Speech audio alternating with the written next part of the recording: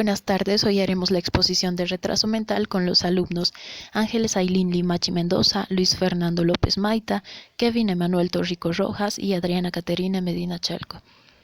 El retraso mental es un estado de funcionamiento cognitivo significativamente inferior al normal para la edad del paciente, que se manifiesta durante el curso del desarrollo y que se expresa para el deterioro de las capacidades adaptativas del mismo.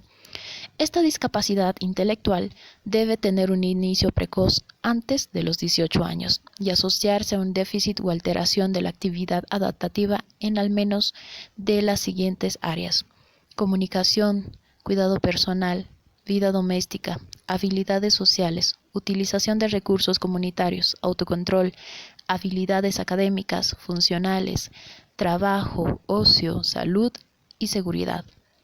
El retraso mental afecta a un 2,5% de la población menor de 14 años. La prevalencia de retraso mental grave es alrededor de 0,3% de la población en general. Esta incidencia depende de los límites establecidos para el diagnóstico, la preocupación diagnóstica por los retrasos más leves y las características de la población en estudio. ¿Por qué se da el retraso mental? Por infecciones presentes al nacer o después del nacimiento, anomalías cromosómicas como el síndrome de Down, metabólicas o niveles altos de bilirrubina en bebés, nutricionales como ser la desnutrición, tóxicas como la exposición al alcohol, la cocaína, las anfetaminas y otras drogas, traumatismos antes y después del nacimiento. Ahora van a continuar con el tema mis siguientes compañeros. Vamos a exponer lo que es la clasificación del retraso mental. El retraso mental se basa generalmente en las medidas del CI, aunque existen numerosas tipologías. La más empleada es la de la AMR, que significa American Association on Mental Retardation, que es la tabla que vemos acá. Los grados de retraso mental se definen de la siguiente manera. Leve sería de 100, 55 y 70. Moderado 35, 40, 50 y 55. Grave sería 20, 25, 35, 40. Y por último, profundo sería en el CI lo que es el inferior a 20 y 25.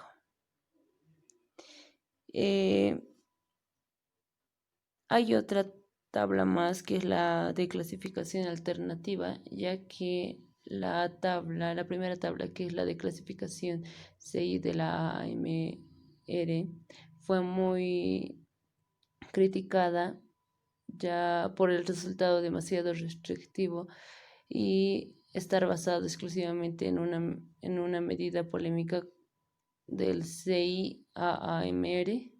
Por lo tanto, hay muchos autores que sugirieron la tabla de clasificación alternativa, ya que solamente tiene dos rangos, que es el retraso mental ligero de 50 a 70 y el retraso mental grave inferior a 50.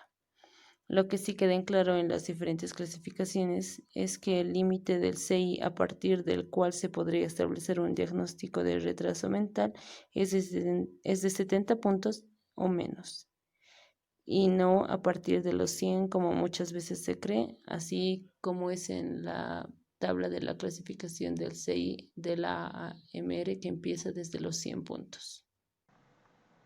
Bueno, ahora vamos a hablar sobre el retraso mental como trastorno del desarrollo.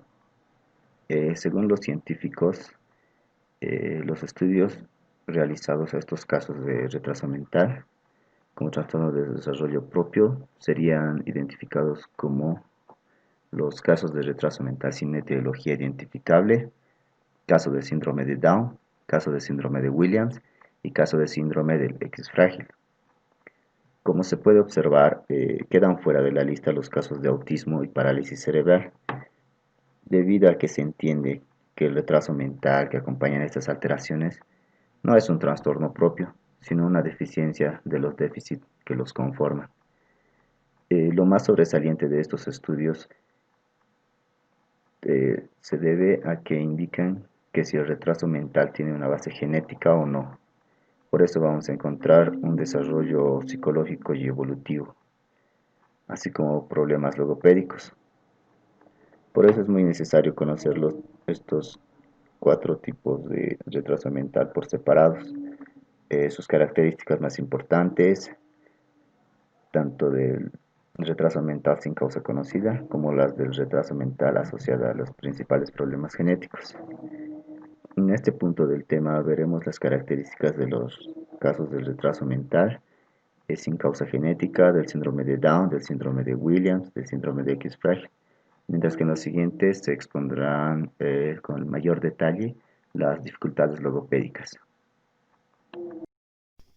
Bueno, continuando con el tema, yo les voy a explicar sobre las áreas de evaluación recomendadas. Entonces, bueno, en la mayoría de los trabajos sobre este tema se pide que se analice o que se evalúe unos ciertos puntos, unas ciertas áreas.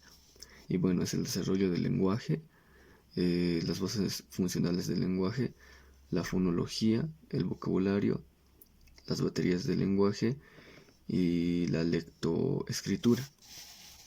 Bueno, hablando un poco sobre el desarrollo del lenguaje, nos vamos a que es muy importante para el desarrollo humano, ya que también tiene que tener un correcto funcionamiento para otras áreas como ser la cognitiva, social y emocional.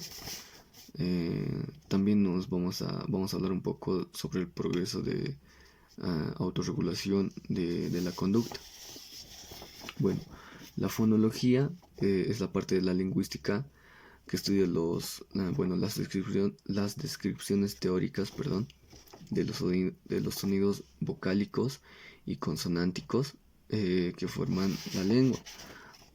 Cuando hablamos de vocabulario nos referimos al conjunto de palabras de una lengua que una persona conoce o emplea.